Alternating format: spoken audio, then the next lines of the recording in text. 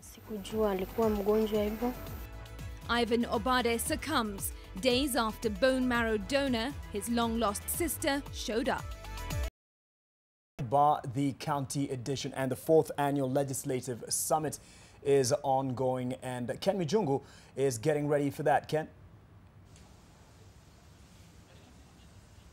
Right, Mark, thank you very much. Indeed, we are live at the Grand Royal Hotel right here in Kisumu, the venue for the 4th edition of the Legislative Summit that basically brings the members of the County Assembly and the senators together. There's been a lot of discussion in the last few days here, and today it was all about governance and accountability. One of the measures that we are having a discussion here, we will be delving on that, and we'll be asking all the questions. There's been a lot of things that have been said about the members of the County Assemblies and the senators and the relations between the two, and of course they are extending it to the relationship between the senators, the governors, and the members of the County Assembly. So it's threefold, Mark and Smriti. We are looking at all that, and at the end of the day, we'll be asking the question, all this talk that we have and we've had for the last 4 years, is it all talk shop, or there's something productive that comes out of these discussions each time they have it? And of course, Mark and Smriti, what could possibly go wrong when you have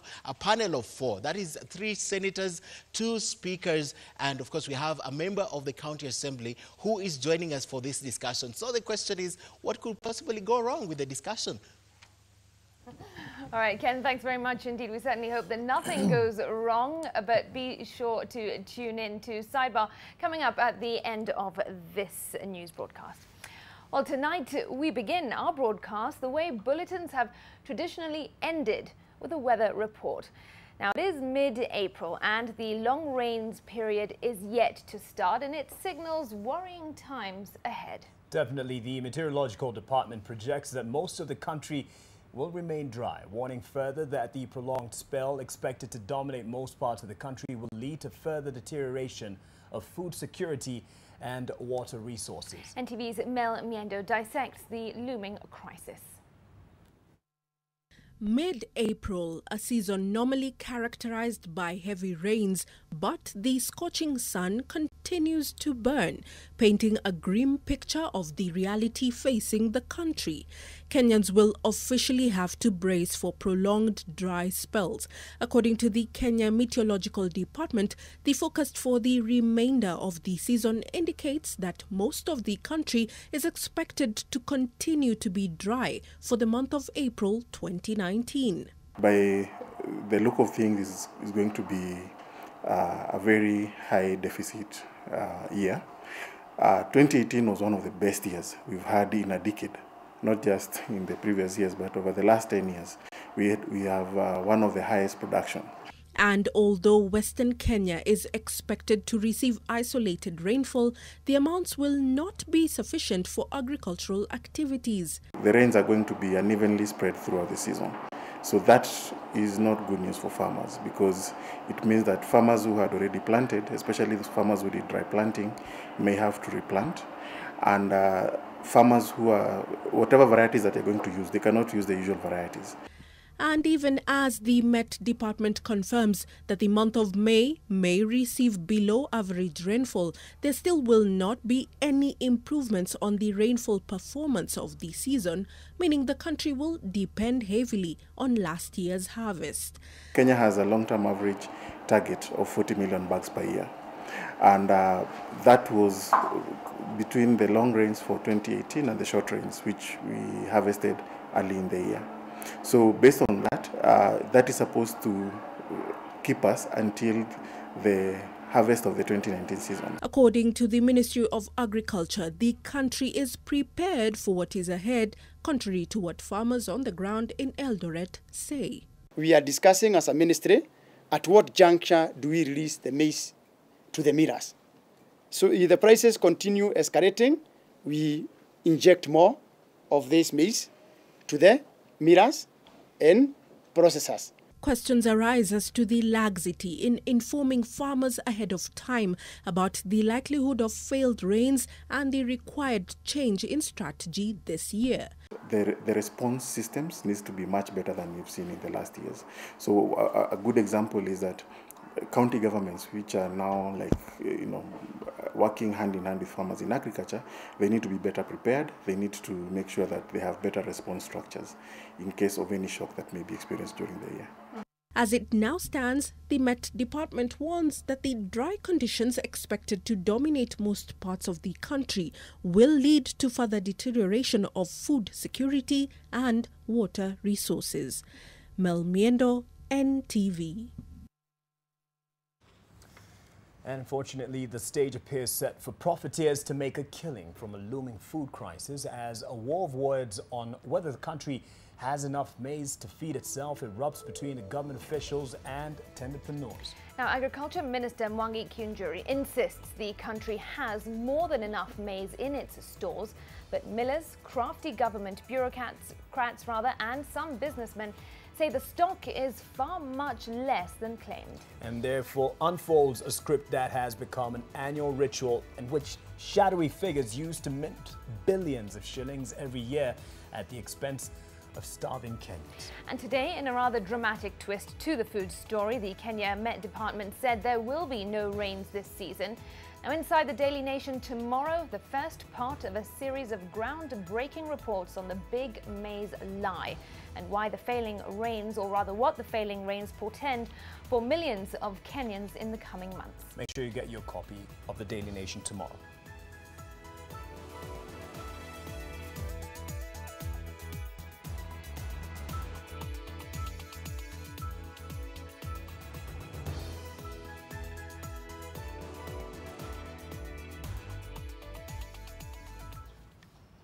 While the ongoing dry spell in the country has hit tea farmers in Nandi County hard, leading to decreased tea production. Most tea plantations have cut down on staff as the crop, which requires a lot of water, is not doing well. NTV's Lois Wangoi visited small-scale farmers in the county and brings us this story. Actually, will bring us this story in a moment. But on this particular issue, we ask, because the government says that we are sufficient in terms of the resources. Do you believe that the government is adequately prepared for a possible food shortage? All right, we'd like to hear your thoughts. Tweet us at NTV Kenya, at Mark Masai, at Smriti Vidyarthi. You can also find us on Facebook and also send us a text message. And we'd like to hear your thoughts answering that question, whether or not you believe that the government is adequately prepared for a possible food shortage. Send us your comments and we'll try sample some of your views later in this broadcast. Early on, we mentioned Lois Wangoi visited small-scale farmers in the county of Uasin Gishu and on their plight, of course, on this looming food crisis and short rains. And this is the story she filed. Tea is the largest employer in this economy that is mainly agricultural, but this year has been different. The harsh weather conditions have seen significant drop in tea production. In some farms, tea is drying up altogether. Nimekuwa katika tea industry for the last 25 years. Lakini maajabu mwaka huu, mambo ya kiangazi imetuadhiri kabisa. Sisi tulikuwa tumeaja mambo ya ukulima wa ng'ombe, tumeenda mambo ya chai, lakini sasa hivi hatuna mbele wala nyuma. We caught up with Koros around midday at his tea plantation in Kimamu village. His crop has significantly dried, eating into his production. News from the weatherman that the country will experience unusual dry spells April to June has seen him worried. Bila mvua, sisi hatusomesha watoto. Bila mvua, hakuna chakula. So bila mvua, hakuna hata kupesa kwa kanisani. Itakuwa sasa kama tulikuwa na Turkana A, sasa huku tutakuwa Turkana B. Ama Baringo A, tutakuwa Baringo B. This day there is only one worker in his farm. The dry spells have reduced the workload in his farm, and Koros has had to fire 6 men who worked for him for years in his 7-acre farm. The 6 were family men whose source of income was cut short by the dry spells, which have also cut short his production by a very huge margin in terms of kilograms. So wanapata 7,200. Ikiwa kuna mvua ya kutosha, napata 7,200. So wakati huu, as I'm speaking, mwezi wa 4 nimechuna tu 31 kilos. So niko na deficit ya 7,170. Like most farmers, Koros survives on crop loans to fund his tea farming venture. But that reduced crop production has seen him spare no coin to pay his financiers, and now the bank is on his neck. Koros faces possible auctioning. In counties that experience cold and wet climate throughout the year, such as Nandi County, drought may not be here, but a significant drop of crop production is slowly eating into the food security in such areas such as Nandi County. Lois Wangoi, NTV, in the county of Nandi.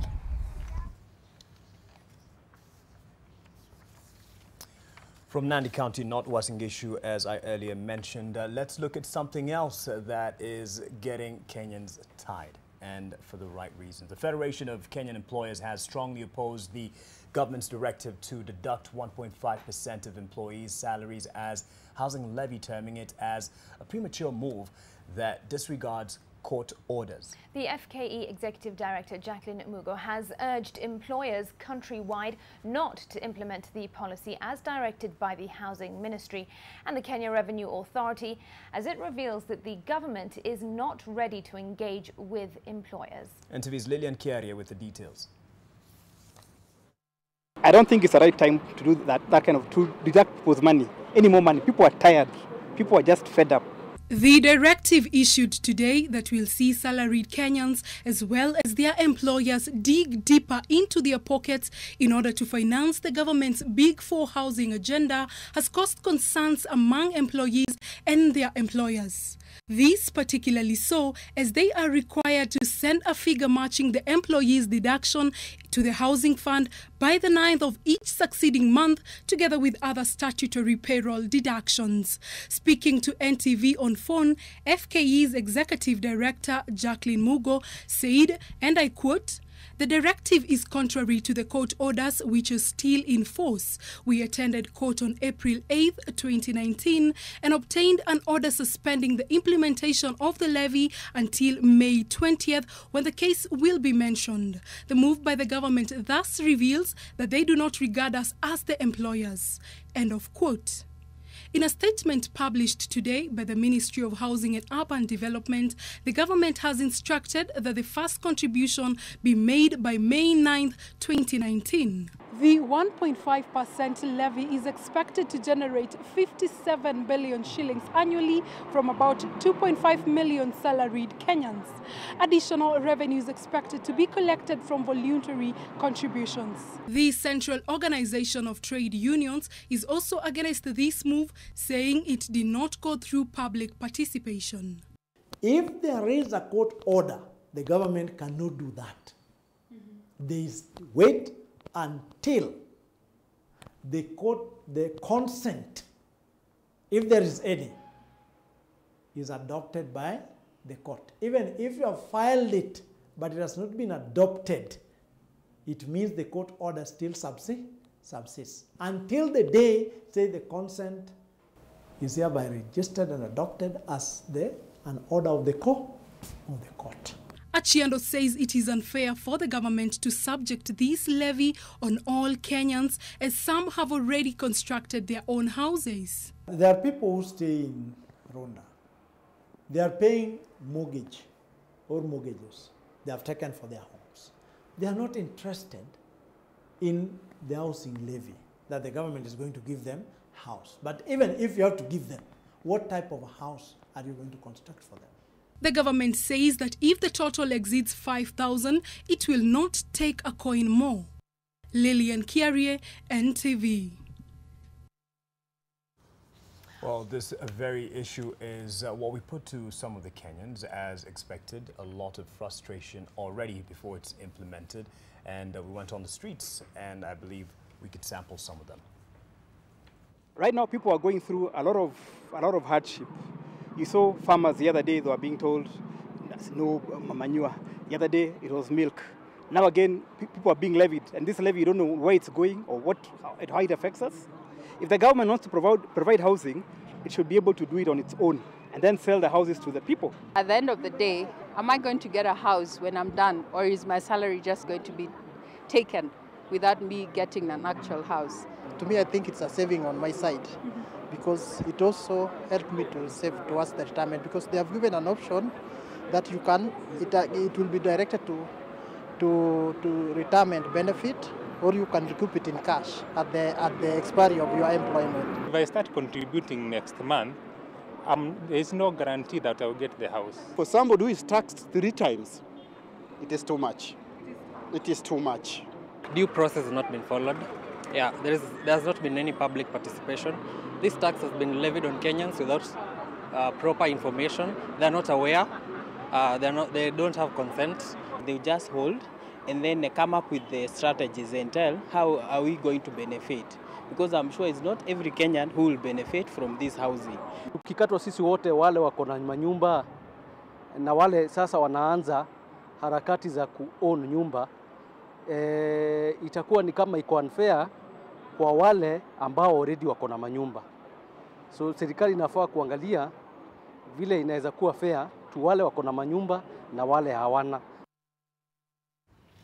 And elsewhere now, is it a case of willful ignorance or contemptuous disregard for court orders? Now, the public noticed that contributions towards the housing fund shall be due by the 9th of May is only the latest demonstration of the Jubilee administration's dangerous trend of flouting court orders.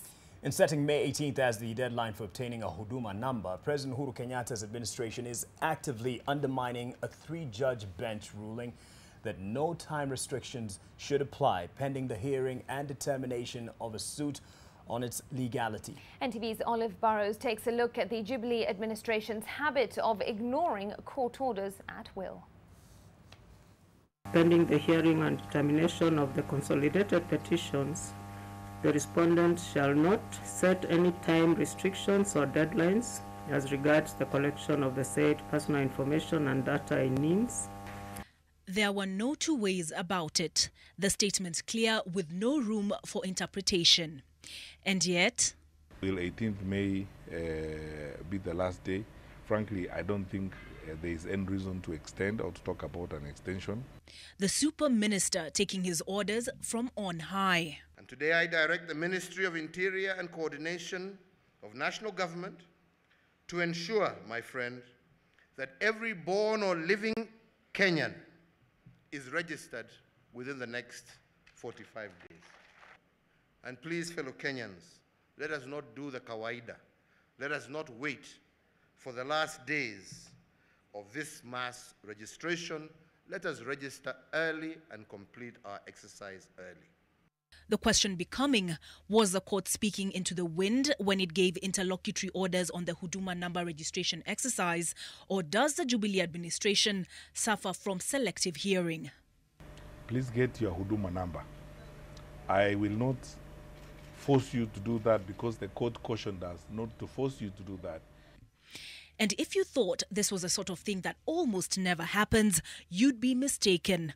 On Tuesday, the Ministry of Transport, Infrastructure, Housing, Urban Development and Public Works and the Kenya Revenue Authority went ahead with plans of their own in direct contravention of a court order, instructing employers and employees that remittances to the housing fund will be due by May the 9th. The two government agencies setting the wheels in motion on a plan the industrial court pumped the brakes on after the Central Organization of Trade Unions raised concerns in court. The agency is continuing a long tradition of the Jubilee governments, that of flouting court orders. Kenya Bureau of Standards Acting Managing Director Bernard Nguyo in the recent past having been summoned to court severally to explain why he should not be punished for contempt over refusal to carry out testing on fertilizer at the Mombasa port. But some of the Jubilee government's greatest hits would have to be I'm not going anywhere. The deportation of Kenyan citizen Miguna in defiance of several court orders, not forgetting the government's refusal to switch back on Kenya's national broadcasters for airing the swearing-in of Raila Odinga as the people's president. The media houses will remain switched off until we have completed some of the investigations that we are carrying out. Given recent events, it appears the Jubilee policy remains court orders should be obeyed only by the common mwananchi. No one is above the law. Obeying court orders is not optional, and it is a requirement of all of us tutaswakana kwa maji, kwa baharini, wapi yote tutaswakana. Hata kule kotini tutaswakana. A course in impunity 101. Do as I say and not as I do. Kenya is not a banana republic. You can breathe fire, even you the way you want, yourselves, but I can tell you it will boil back to the law. Olive Barrows, NTV. Right, before we take a breather on NTV tonight, let's bring you a quick reminder of our opinion count question. And here's what we're asking tonight. Do you believe that the government is adequately prepared for a possible food shortage? Mark, you've got some responses. Well, Evans Bituka doesn't believe so. Kenyan government has never admitted to being ill-prepared for any disaster, while we very well know they're not prepared at all. They wait for disasters to occur, then they use the event to launch a pay bill number, then loot. Prepared with pay bill numbers maybe, but not for the disaster. And one quick one, Ngasha Antonio, you say, yes, probably they are, but how would they fulfill the solutions if the country is actually hit hard? Would definitely fail, as corrupt and greedy, powerful men and women of this country would be aiming to make profit from Kenyan suffering. Hard sentiments there. We need a break, Smriti. We certainly do. Do keep your responses coming in, though, and we'll sample more towards the end of this bulletin. More to come in just a moment.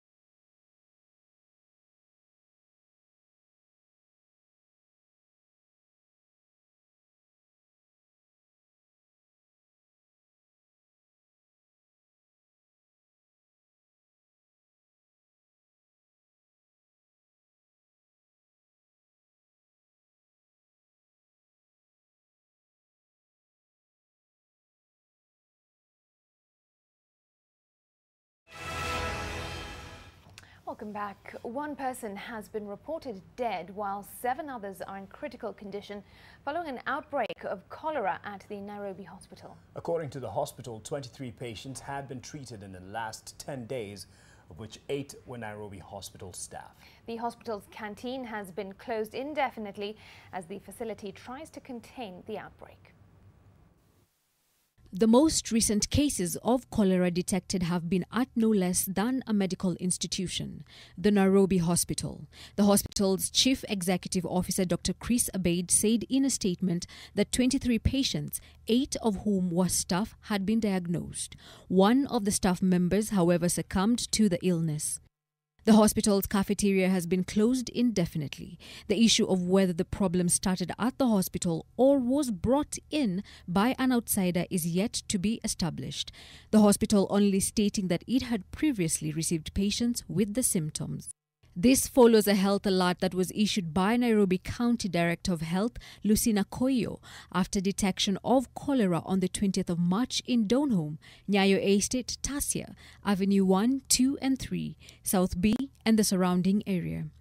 Nairobi County health officials later directed referral hospitals within the city to reactivate their cholera treatment units following confirmation of the outbreak in the city. According to a source at the hospital, St. David's ward has been closed off and converted into a cholera treatment unit as the numbers are expected to rise.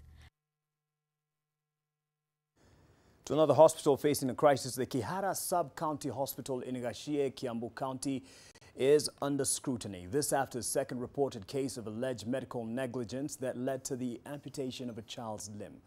NTV's Charity Mwangi with a quest for answers that only encountered, rebuffs from an institution that's faced with many questions. 2-month-old Austin Joroge suckles in his mother's arms, oblivious to events that have thrown him in the public light. The occasional pain in his arm and leg may be strange to him, but to his mother it is a constant reminder of a mistake that has robbed her son of a normal life. Mtoto akilia sana nahisi uchungu sana juu nilimzaa tu akiwa vizuri and it's very painful. Akata mtoto vizuri then anakuwa kilema.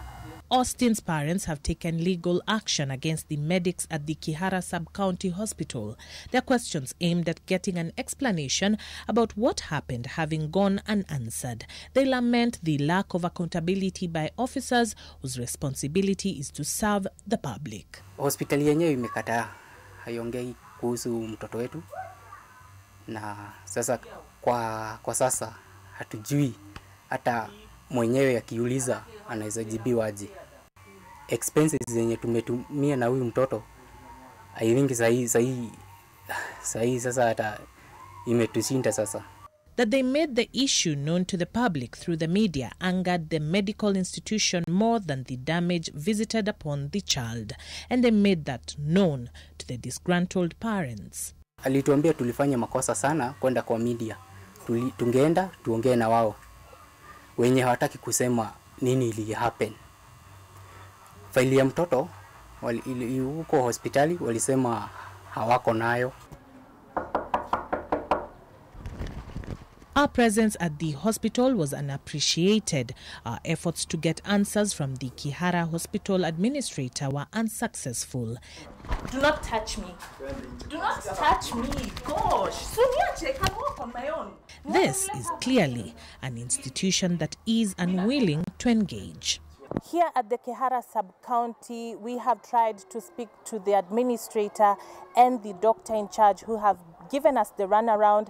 They are locked in the offices behind me, and in the building that is in the corner over there, there seems to be an ongoing training of some sort, because we have been able to see medics going in and out of that room, and we have been here since morning trying to understand what went wrong in the 2 vaccinations gone wrong reported here at the Kihara Sub-County Hospital. The Kiambu County government has been quiet on the issue. The governor was unavailable for comment, and so was the health CEC, whose office is stationed at the Kiambu Level 5 Hospital. Charity Mwangi, NTV. Well, as you saw, holding people accountable for their actions is what we do and what we will continue to do until we get those answers. Charity Wangi there reporting from the Cholera Sub-County Hospital. Right, elsewhere, police officers are looking for the driver of a lorry and a Boda Boda rider who were involved in an incident on Saturday that led to the death of one person and left 3 others seriously wounded in hospital. Now, on the fateful day, Boda Boda riders attacked occupants of the lorry at Githurai Kimbo area, saying that a motorcycle had been stolen from one of them. Well, sources on the ground claim that the Boda Boda rider had stolen a mobile phone from one of the passengers in the lorry. NTV's Sharon Baranga has more details. Minnie Waithera and Anne Mukami, victims of circumstances, continue to receive treatment at the Kiambu Level 5 hospital. Tomorrow, they're scheduled for a CT scan to ascertain the extent of the injuries to their bodies after they were attacked by Boda Boda riders in Githurai Kimbo area on Saturday. The two had hiked a lift on a lorry after they were done hawking their wares, but it turned out to be a ride to hell. They are now nursing physical and psychological wounds. Another passenger was not so lucky as he died in the attack. The Boda Boda rider by the name of Kivisha alleged that his motorcycle had been stolen and loaded into the said or the alleged lorry, and the lorry sped off. So the Boda Boda rider called his team or the fellow Boda Bodas and gave chase. From nowhere, they started seeing stones being thrown. Then the first stone hit the windscreen, and then my niece shouted to the driver to stop and then started asking him what was happening. The sub-county police commander in Ruiru says that the driver of the lorry in question was trying to get to Githurai Kimbo police station, which is about a kilometer from where I'm standing. It is here that he lost control and hit a wall. It is then that the motorcyclists descended on them with kicks and blows. Unfortunately, when the officers arrived there, they found one of them had already been fatally injured, a male person. Minnie suffered head injuries. The ladies who were just victims of the same as they had also hiked a lift from the lorry driver. They were not part of that crime, but they found themselves in that situation. A security official said that the Boda Boda rider had stolen a phone from one of the passengers in the lorry, who then tried to locate him and later decided to confiscate his motorcycle. The Boda Boda rider then raised an alarm and a chase ensued. This Boda Boda guy who caused this alarm, but he has gone underground. Because we have his motorcycle, he has to come and tell us what actually transpired. The driver who made the report to the police station that the lorry, some people wanted to burn the lorry down, has gone also underground. For the women, it is a case of paying the price for a wrong they were not part of. Sharon Baranga, NTV. A quick recovery to those ladies. To a sad turn of events and a story we hoped would turn out different. A few days after reuniting with his sister with the hope of starting the journey to recovery through a bone marrow transplant, Ivan Obade has lost his fight with leukemia. Ivan, who has been receiving treatment at Mater Hospital, passed on Monday at the hospital's intensive care unit while receiving treatment. NTV's Eunice Omolo reports. The jungle of corrugated iron sheet houses in Mukuru slums narrows to the home of Ivan Obade's aunt, Mary Achieng. Friends and family members have gathered to kick off funeral plan for 15-year-old Ivan Obade, who died on Monday this week at the Mater Hospital. The boy needed an urgent bone marrow transplant and his sister was lined up as the possible perfect match. It was meant to treat leukemia. Family members recall final moments they spent with him before his death due to blood cancer. Ilikuwa na yogurt na hiyo siku alisema nipeleke mahindi ya kuchemusha soft. Hiyo siku tumepiga mastori kufika saa 4. Nimemwambia basi kama ilisema wewe nataka kusindikisha mimi. Acha kukaa utukae sana. Juu baridi pia iko nje. Sindikisha mimi basi ndio urudi. And it was the last time his aunt saw him alive. For 2 years, the family had been looking for Ivan's long-lost sister, Alice Auma, without success until last Saturday when she came back home after NTV aired Ivan's flight. Hakutarajia kitendo kama hiki kama kitafanyika. Sadly, the flame of hopes for a bone marrow donor were extinguished shortly after coming to life. The sister, Alice, is grateful that she was there for her sickly brother's last day. Nilifeel guilty. Maana sikujua alikuwa mgonjwa hivyo. Nilifurahi sana. Nikahuzunika tena. Lakini nilikuwa na imani bado eti atakuja kupona siku moja.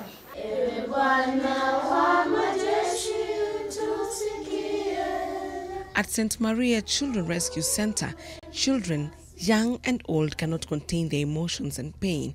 The pain of losing one of them they knew and loved as a sibling for 6 months at their home. Alikuanga kama mimi, ananipenda kunifundisha vitu siku kwa naelewanga kwa masomo.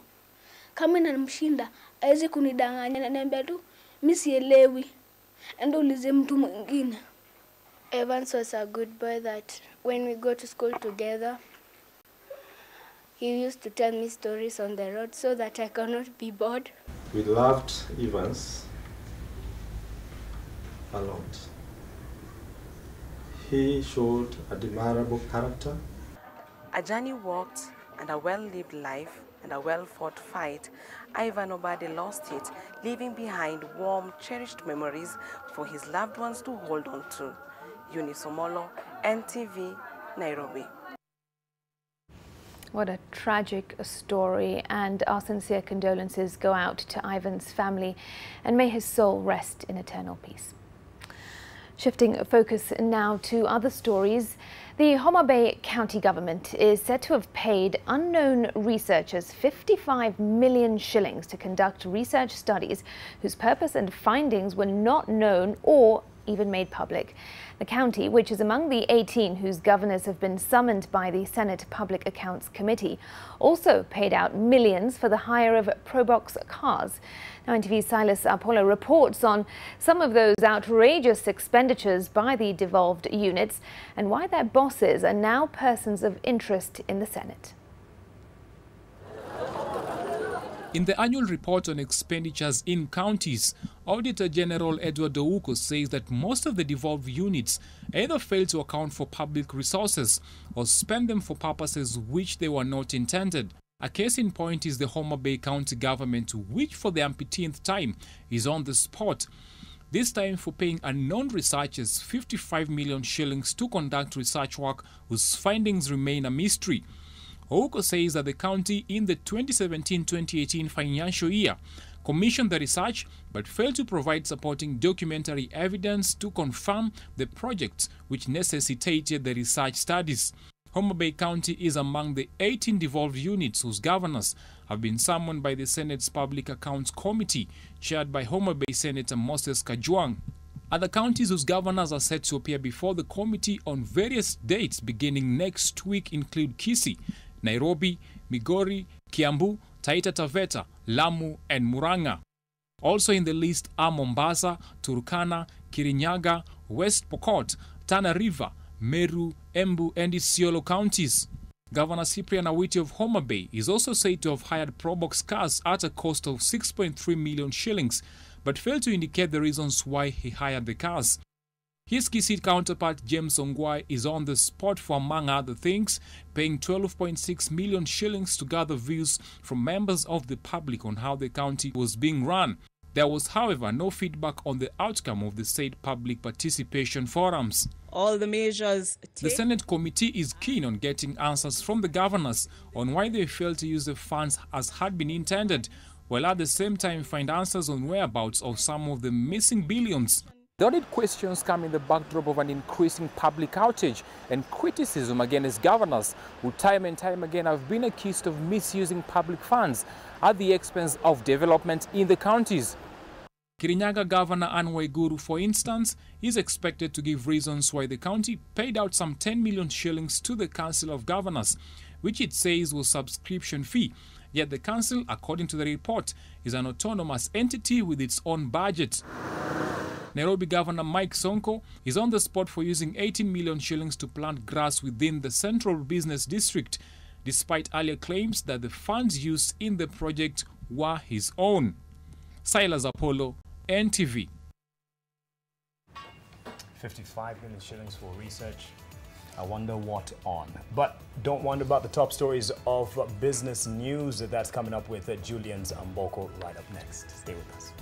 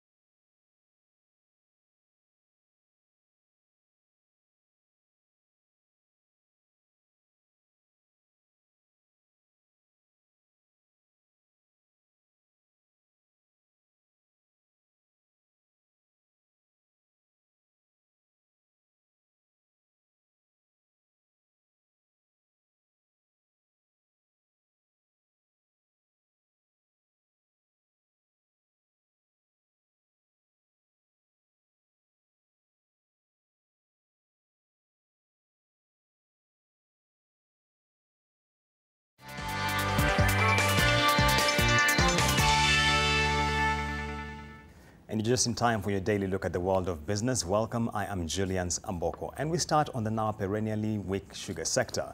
The board of Sony Sugar has suspended the company's managing director and the finance manager 2 weeks after workers were forced the miller to shut down operations over unpaid salaries. As Bernard Ojwang reports, the state of things at the miller has forced the county government to intervene and now wants to take full control of operations at the sugar mill. This was the situation here at the state-owned Sony Sugar Company based in Awendo after 2 weeks of workers' strike.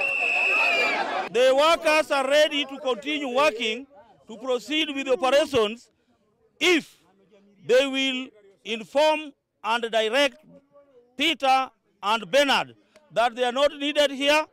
2,000 employees downed their tools, demanding to be paid their 4-month arrears of close to 100 million shillings. But if the national government is tired, if there's no longer any interest in ensuring that the sugar mills across the country are not supposed to operate, then I want them to see sense that the county governments can equally perform well.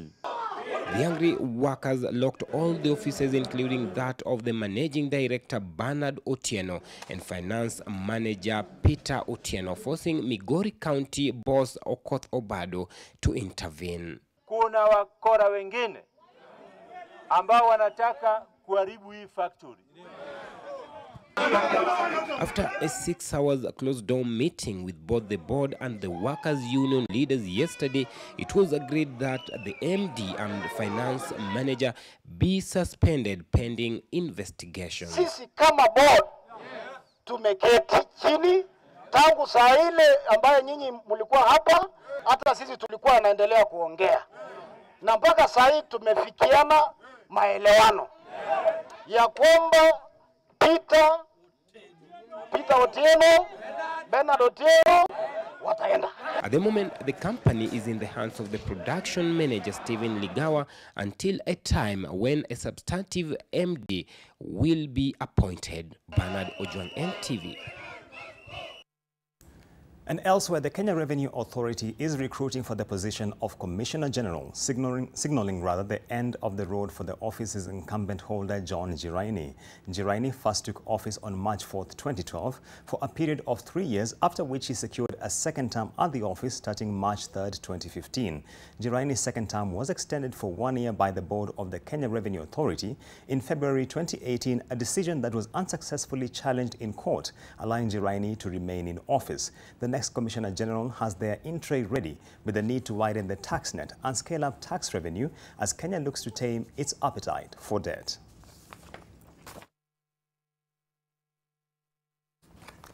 Kenya may be known for being one of the foremost innovation hubs in the continent, but it is yet to sufficiently leverage on the same to enable the informal sector to contribute more to the formal economy. This means that a lot of tax revenue goes uncollected. Here's Alex Mwangi with a look at the challenges and opportunities that digitalization portends for the economy in the years ahead. Courtesy of technology, the world has become a global village.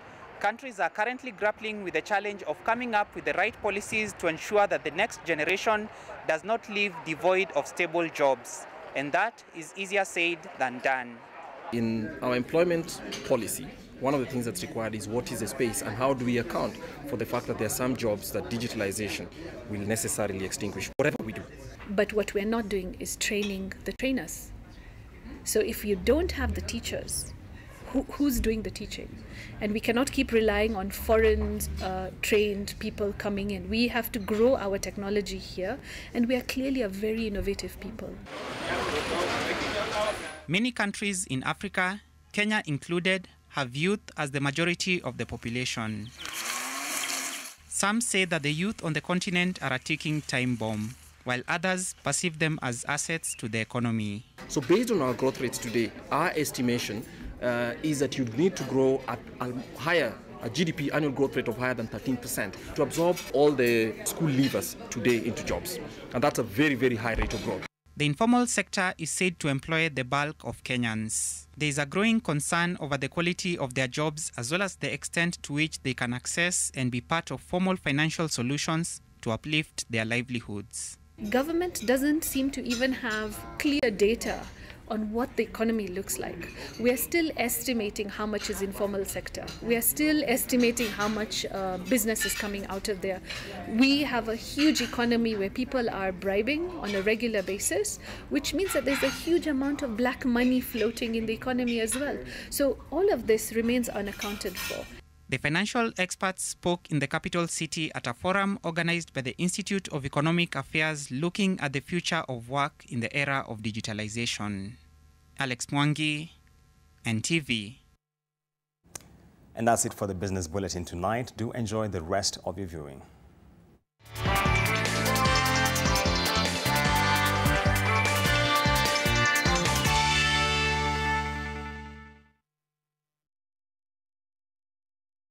I have good taste.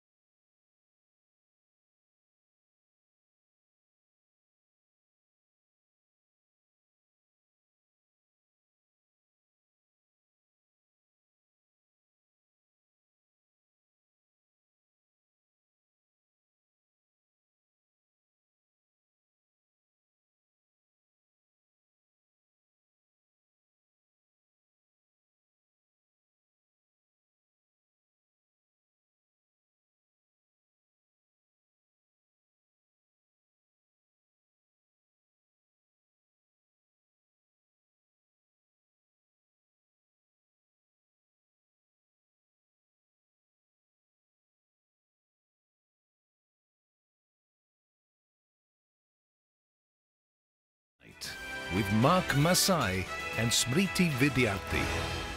Thank you for staying with us. MCAs want the leadership of the County Assembly's forum changed immediately or the whole outfit disbanded altogether, accusing their leaders of failing to address their issues. The MCAs accused the forum's leaders of being behind the president's no-show due to poor planning and lack of proper leadership to implement issues discussed and agreed on at past legislative summits. They want the election of new officials conducted before they leave.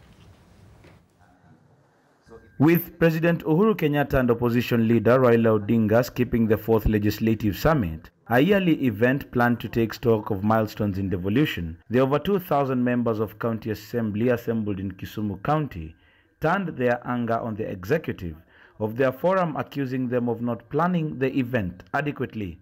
These are people who eat our money at the calf. Yes. We are talking about poor organization. Can I talk? We are talking about misuse of public resources. This money is used prudently. The CAF is here by law.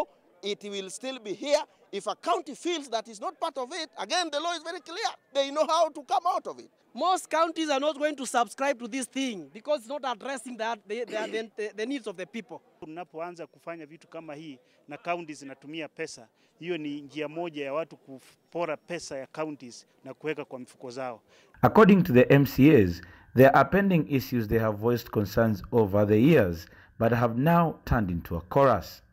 These are the County Assembly's autonomy, where they want monies from the exchequer to go directly into the Assembly's accounts and not go through the executive. The MCAs also want a pension scheme akin to that enjoyed by MPs, who after serving 2 terms are liable to a pension. MCAs also wonder why their forum has been unable to fight for car and house grants this far.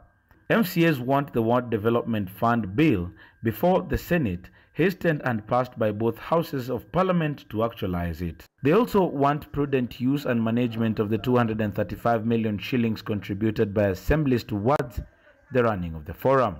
I'll give ourselves around 60%.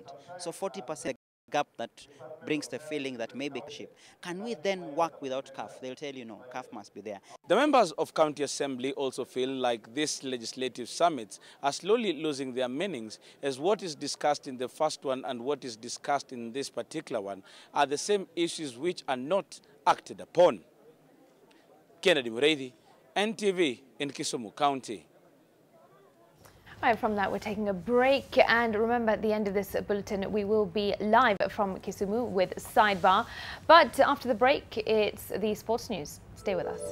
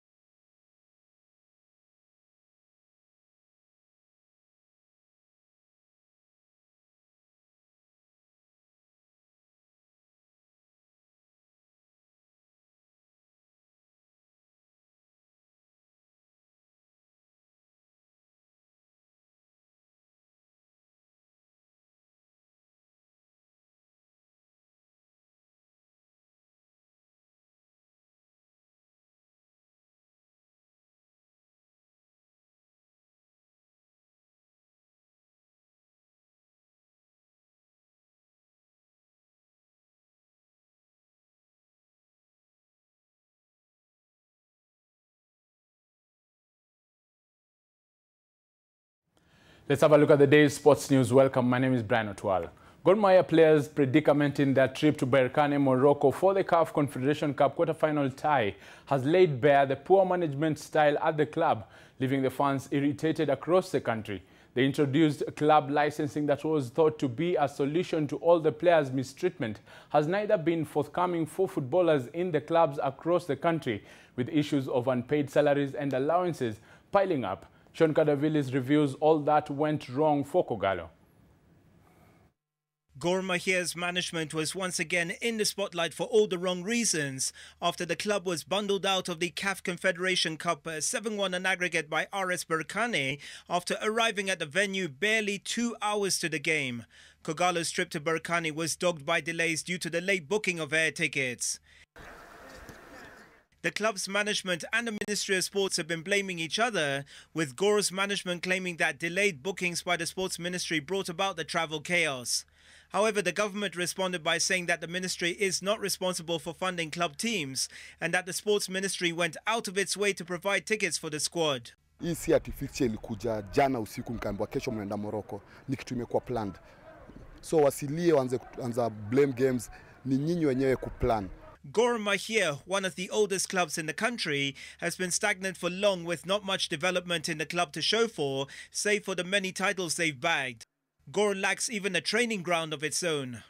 The introduction of FIFA club licensing was seen as a reprieve and a solution to the issues of management of players and clubs, but that has since fallen on the wayside with not much enforcement and follow-up on the clubs involved.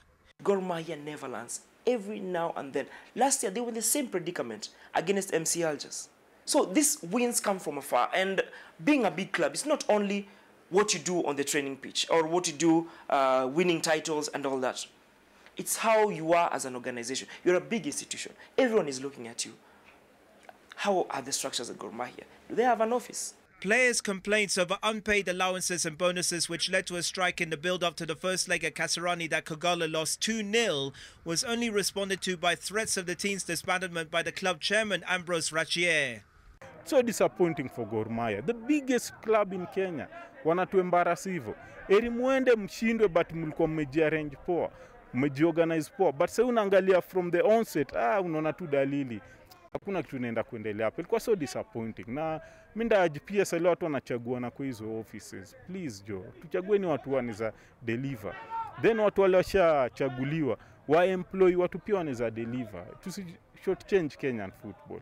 Gor will now shift their focus to the Kenyan Premier League, their only chance of winning silverware this season. Sean Carter-Villis, NTV.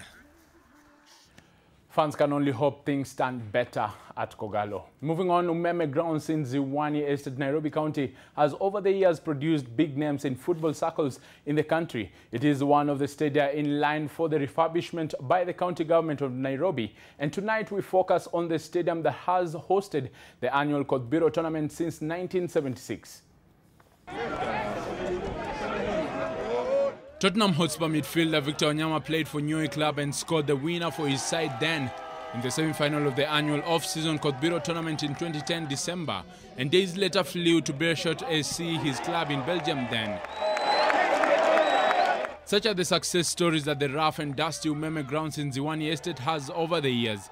The ground has hosted the Kotbiro tournament that will enter its 41st edition this year, and the people in the area of Ziwani Starehe constituency spiritually cherish the grounds, as is the tournament. Umeme Grounds, that is in line for the new refurbishment program of Estate Stadia by the county government of Nairobi, has produced renowned footballers, among them Wanyama, his brother McDonald Mariga, Arnold Origi, Jamal Mohammed, Wilson Obungu, Dennis Oliech and Michael Olunga, all who played in the Kotbiro tournament. Others from the former generations include former Harambee Stars goalkeeper Mohamed Abbas, Bobby Ogola, Mike Okoth Origi, among others. The exposure nilipata hapa juu after kucheza tournament hapa nikichukua na Umeme nilikuja nikaenda straight to Premier League team. With the local league conforming to the European calendar, this year's edition of the Kotbiro tournament will be an opportunity for more upcoming footballers to be scouted as well as play alongside professional footballers in the region who take part in the tournament during the off-season to maintain fitness and the injured to get back to shape. Kijana anacheza sai hapa na nataka kuturn professional. Where you tell me akicheza the same team na Mugabe ama akicheza the same team na Olunga, performance yake na motivations inaenda juu na ataperform hata zaidi. For decades, the Majengo and Kaloleni areas were no-go zones due to insecurity, and youth from these areas were feared from engaging in wayward activities. By the introduction of Kotbiro and now plans to upgrade the stadium will go a long way in turning around lives of youth in the area. Ukiangalia hata sahi, hao ni vijana wanacheza ball sahi. Naijua, hata sawa vijana songe kwa mabezo, kwa idol wanawezi jua nini wanaweza kuwa nafikiria. Other teams pia wataweza pata opportunity ya kutrain kwa hizi viwanja, more professional teams na walipie. Na hiyo pesa watatoa, si definitely itaenda kwa community. The stadium has a mentorship program dubbed From the Graves to the Ground, an initiative born out of violent extremism and crime in the area, only serving to motivate players even more. Sisi tumecheza kwa hii ground miaka mingi tangu totoni. Mpaka si yenyewe, homa imetushika hata tumezoea hii vumbi. Tuko utotoni tumekuwa tukisikia tu majina na watu mpaka sasa nimefikia hapa na bado nazidi kuproduce, naweza sema za kwa shukrani fiti sana ikiupgradeiwa. Income pia kidogo inaweza saidia mavijana kutoa talent zingine mob, na pia inaweza andika mavijana hapa kazi. Watu wanasimamia kitu kama study, inatoa form pia inaweza saidia mambo ya crime nini vitu hizo. Ni shughuli poa sana. And the Kenya Sevens team will be taking it one match at a time in the final two tournaments of the World Sevens Series as the team battles relegation. That's the message from head coach Paul Murunga as Shujaa arrived back in the country after competing at the Hong Kong and Singapore Sevens tournaments. Murunga's charges finished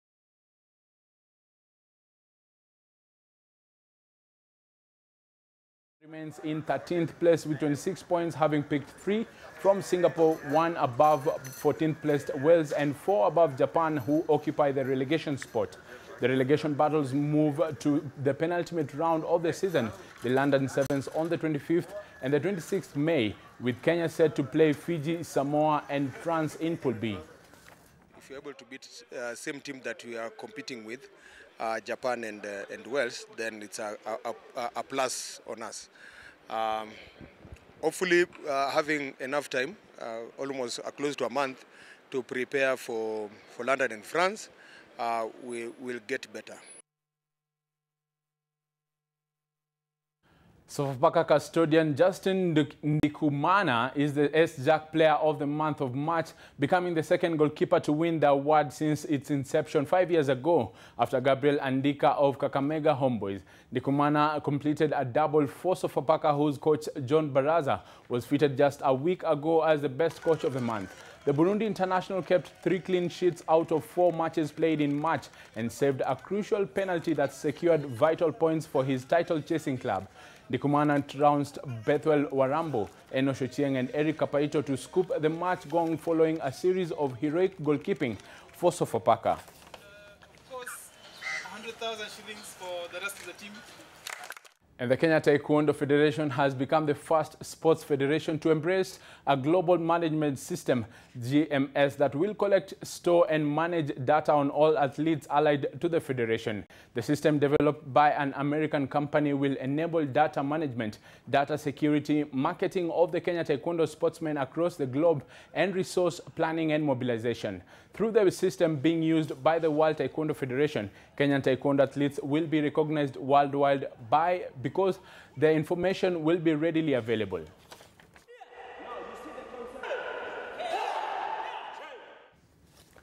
And right now going on is the UEFA Champions League second leg, that is of the quarter-final. Manchester United are playing Barcelona at the Nou Camp, seeking to overturn a 1-0 Champions League final first leg deficit. Meanwhile, Cristiano Ronaldo is leading Juventus against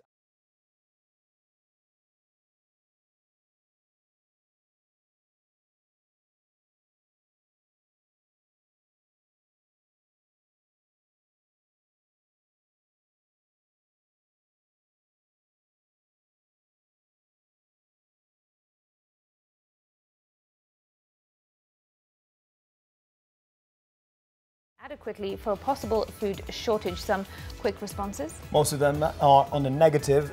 Jules, you say, excuse me. Yes, they are prepared to make billions for the cartels. Karaoke, you say no, just stories which we are used to. Keep engaging us on our Twitter handle on NTV Kenya. Of course, keep the conversation going as you will on Sidebar. Up next, of course, it's in Kisumu City, the 4th Annual Legislative Summit, and Ken Rujungu is standing by with his guests. He certainly is. But from the Nation Centre, we say good night. Thanks to Flora Atieno, our sign language interpreter. I'm Smriti Vidyarthi. I'm Mark Masai. Good night.